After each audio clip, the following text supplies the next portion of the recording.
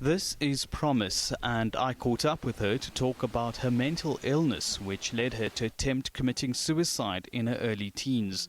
I was diagnosed with borderline personality disorder at the age of 19. Like I said, they cannot do it while you're still a teenager and your body's developing, and yeah. So at least having something to say that this is what I'm suffering from also helped me, because now I could Google whatever. Promise tried committing suicide at the age of 14 by overdosing on her medication. This was due to losing her mother and the family custody fight between her father and grandmother over who should look after the children. Everything seemed too much to handle for her, and she felt like an object with no support except a friend. My grandmother will help me every now and then. Sometimes if I cannot go get my medication, she'd go on my behalf, and she was always there for me. But everybody else didn't understand what really was going on. So I withdrew myself, I was cutting myself, and I was drinking heavily. And I tried killing myself a couple of times. With not really, well, I tried, but it didn't really have much of an effect, because I'd lock myself in my room, overdose on pills, and then wake up the next day and be like, oh, I'm still here, okay, I'll try again.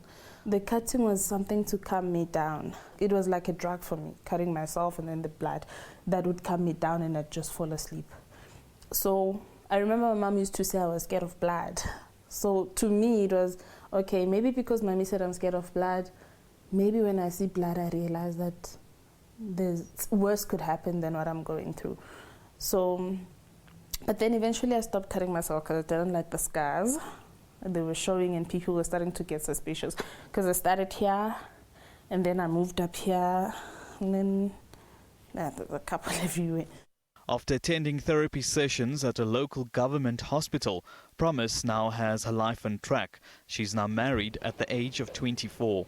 We met in 2013, and with him it's different.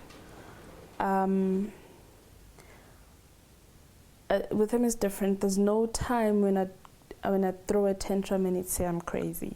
He understands I had parents and I miss my parents. His parents are very loving, his parents are very supportive, they like my parents. But he also understands that his parents can never replace my parents. To parents, sometimes the things we kids do, it's not really us being naughty. Sometimes we're screaming out for attention. Sometimes we're screaming out for help. We're just saying, hey, help me. Mental illness has become a growing concern globally, and in South Africa, according to the South African Depression and Anxiety Group, SADAG, 1 in 3 South Africans will experience some sort of mental illness in their lives. They also state that calls to the call center have increased from 200 to 400 daily. Meanwhile, the World Health Organization has stated that by the year 2030, depression will become a leading global burden disease. Kirat Lalla, Morning Live. All right, let's take this conversation further, and particularly paying reference to some of you that are writing your very, very first Matric papers today. You know, it might feel very overwhelming at this point in time. In studio with us, we've got Lorna Carelle, who is a senior trainer at the South African Depression and Anxiety Group. She's going to give us an update on how to cope with this very stressful time. So good to have you in studio, Lorna. Thank you very much for being our guest on the program. I mean, at this time, at this moment right now, I mean, we've got nerves and students that have never been in this position in their lives before, and they know that a lot is riding on this. But how do you, what are the words of comfort you give? You know, for each individual, for each student, they are embarking on an incredible journey. And today marks such a significant day for them. They're writing their first paper. So word of encouragement, you've prepared, you've learned, you've done everything that you possibly could do, you know, for this significant day. Go out there, write, focus, and you will know that at the end of the day you did your absolute best. Yeah, and that's the reality. I mean, you know, it all comes down to this moment. Yes. Whereas perhaps you've been messing around all year, and perhaps you haven't put in your all. But at the end of the day, and I think maybe it's a message we need to get out there, this isn't the end of the world if you don't pass. You know, there is another chance for you.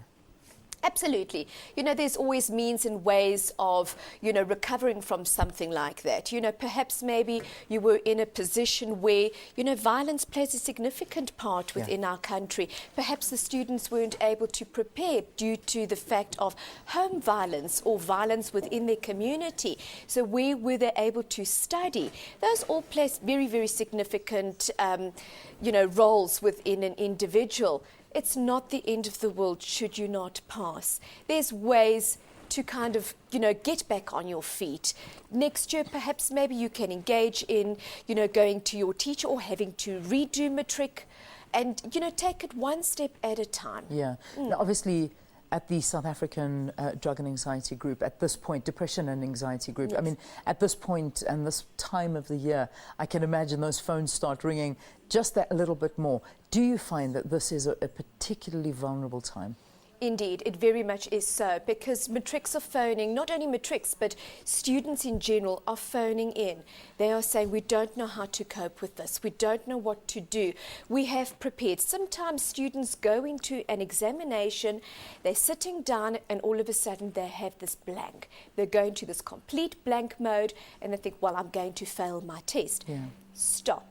Collect your thoughts, sit back for a few seconds, just do some breathing exercises before you engage and read your paper, and then proceed from there. We also have a lot of students saying, well, what can I do to enhance my performance? You know, I'm not concentrating as much as I would like to. Stay away from the Ritalin. Students are engaging in Ritalin and other substances so that they are able to reach optimal performance. Wow. If you're not diagnosed with a mental illness regarding ADD, you need to stay away from the medication that is not prescribed for that individual. Yeah, yeah. It is supposed to be prescribed for people who are ADD and have got that kind of mental illness. Amazing. You've touched on a very, very important issue, the use of Ritalin, or should I say the abuse of Ritalin. Right. Because like you say, if it's prescribed to you, well and good, but if not, how prevalent is this, and what are the consequences of taking Ritalin if you are not meant to be taking it? The consequences are enormous. You can become addicted to something like that. If you are not ADD and it's not prescribed for you, stay away from substance. It's not going to help you to reach that optimal level. That only comes from hard work and studying, you know, putting in your hours and so forth. Also, use of caffeine, use of energy drinks. You know, students are pulling in all-nighters just to reach that level. It's not going to be beneficial for you. It's easily and readily available. We're having medical practitioners just prescribing these to students. They are selling it on campus, they are selling it at school. Some of the students are even sniffing Ritalin, which is enormous. Wow. That's sure. Okay, you caught me off guard there for a second, because I mean, you know, it's quite difficult when you're sort of not in, Yes. you know, no, I'm not in that position right now with, you know, my children. But I mean, the reality is this is happening.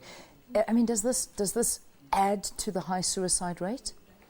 Well, indeed, you know, anything that is not taken in moderation, it's going to lead to that anxiety. The anxiety is obviously going to lead to depression, and because the students haven't reached their level of potential or the potential and the goals that they wanted to, they are seen, and perhaps maybe they feel that they are a letdown to family, friends, peers, teachers, etc. So they are most likely, not saying all, but most likely to taking their lives. All right, look, Lorna, let's leave it there for this morning. I mean, I know that there is so much on the shoulders of students right now as they go into their matric exams, but as you've heard, you know, do your best. You've worked up until this point, and now is the time for you to go out there and just write. We've all been there. All of us have been there. You're not alone in all of this. So, and if you do need help, if you need to speak to somebody, you have your teachers, you have your parents. If not, phone SADAG. They are available 24 hours? We've got a suicide crisis line, Okay. which is open 24 hours. Excellent. Yes. All right. And then use them. Please phone them. Your help is just a phone call away. All right. Lorna, thank you for talking to us. It's an absolute pleasure having you here on the program. Let's take a break. When we return, we're going to go straight